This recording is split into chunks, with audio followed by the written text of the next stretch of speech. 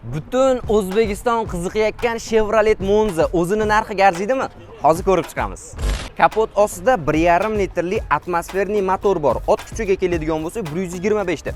Xuddi shu avtomobilimizda 1.3 litrli turbina dvigatel bilan jihozlangani ham mavjud. U bo'lsa 161 ta ot kuchi. Bu avtomobilimiz 6 ta rasxod qilar ekan. Asosiy yoritish chiroqlari dinamik LED chiroqlari bilan jihozlangan. Kunduzgi yoritish chiroqlarini ko'rib turibsizlar, menga juda ham yoqdi. Bundan tashqari kattagina radiator panjaralari xrom elementlari bilan boyitilgan. Orqa ko'rinishni ko'rib turibsizlar, menimcha tuning qilish shart emas, chunki stoplarimiz juda ham chiroyli va LED chiroqlari bilan jihozlangan. Ikkala tomonda nur qaytaruvchi elementni ko'rishingiz mumkin. Pastda esa tumanka, buferda ham ko'rib turibsizlar, juda ham bir qirrali qilib propan ustanovka qilingan.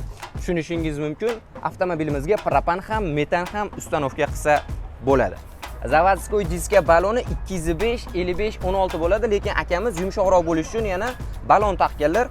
Orqa torimizni ko'rib turibsizlar, orqasi ham diskli bo'ladi va avtomobilimizning umumiy ko'rinishi shu holatda. Solishtirish uchun aytaman, Gentradan 10 sm uzunroq ekan. Avtomobilimizda start stop mavjud, demak, yurgizib ko'ramiz.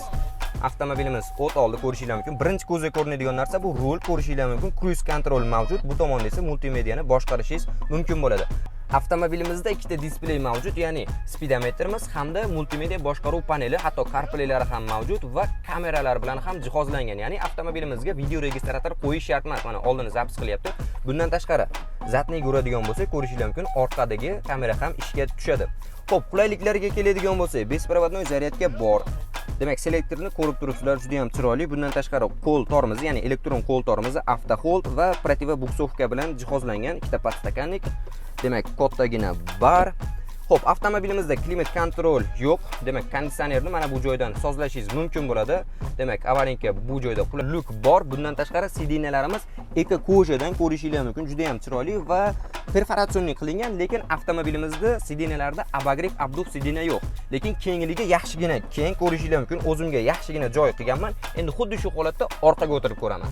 Ko'rib turibsizlar, oldi sidinamiz orqaga maksimalni yotkizilgan, lekin shunda ham joy yetarlicha keng, juda ham yumshoq sidinalar bilan jihozlangan va barimizdan ko'rishingiz mumkin, konditsioner pechiga ham kelgan. Obshivkaga keladigan bo'lsak, ustki qismi plastik bo'ladi, ya'ni bu joylari esa qo'l tegadigan joylari koja. Bu joyiga menimcha aquaprint ham kerak emas, chunki o'zini ko'rib turibsizlar, chiroyli. Pastki qismiga keladigan bo'lsak, plastik bo'ladi, bagajda o'tishi bu joyda. Xuddi shu qulayliklarga ega bo'lgan Chevrolet Monza'ning narxi $24000. 1.3 litrli turbinasi bo'lsa $26200. Endi bu narxga Chevrolet Monza arziydimi? Ha yoki yo'q deb izohlarda yozib qoldiringlar. Sizlar bilan doimgidek Kamina avtobloguz Muhammad Rizo bo'ldi. Keyingi obzorlarda ko'rishguncha salomat bo'linglar.